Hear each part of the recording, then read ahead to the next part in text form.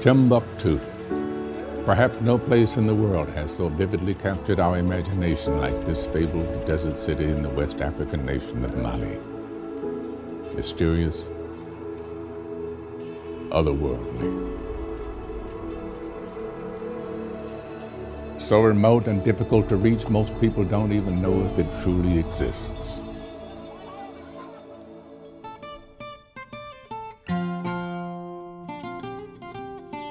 I have a deep connection to this part of the world. My own ancestry can be traced back to the desert nomads who settled Timbuktu centuries ago. Along the big bend of the Niger River, where Savannah meets the Sahara, Timbuktu was an oasis in the vast desert. A vibrant city at the heart of the trans-Saharan trade routes. Merchants came here carrying gold from the south and salt from the north.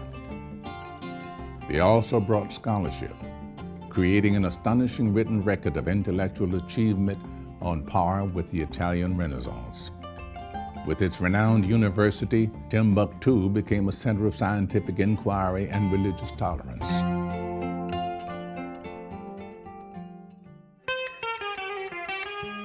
And then there was the music.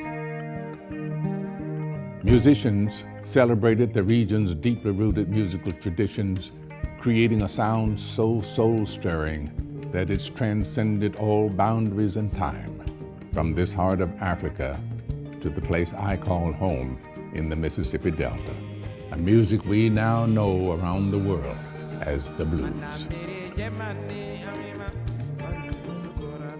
The music is celebrated yearly at the world-famous Festival of the Desert, where regional musicians share the stage with rock legends.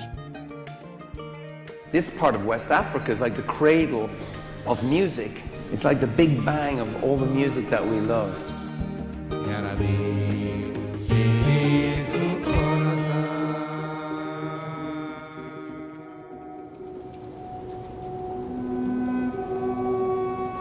In 2012, militants linked to Al-Qaeda invaded northern Mali and occupied Timbuktu.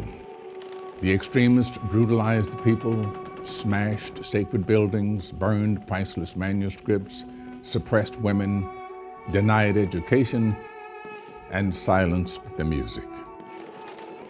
Yet another dark chapter for the world in our daily struggle to counter the ignorance of violent extremism. A cancer destroying civilization in once proud and empowered places. In 2013, French-led forces restored a fragile peace. But Timbuktu has been devastated, and the attacks continue.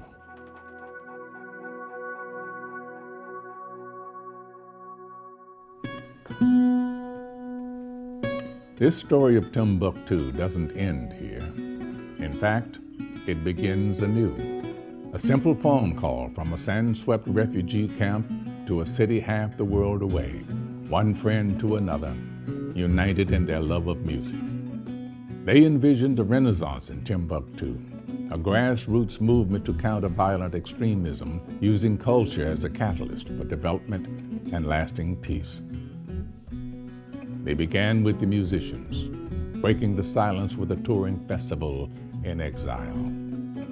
Its success inspired others to join the movement, from social entrepreneurs and professors to diplomats, presidents, artists, architects, and actors. If we could get Mali's musicians to play at the UN, I think there'd be like world peace in 5 minutes. They've joined arms to save Timbuktu's precious manuscripts, rebuild UNESCO World Heritage Sites, lay the groundwork for the university's rebirth and a center for culture and innovation, spark development in tourism, agriculture, education, natural resources, and the empowerment of women. This can become a story of reconciliation, cooperation, and development. There is much to be done, so time can't be wasted. This struggle against violent extremism may seem like a distant problem, But in our interconnected world, it's right at your front door. It's up to all of us to act. I'm lending my voice. What will you do?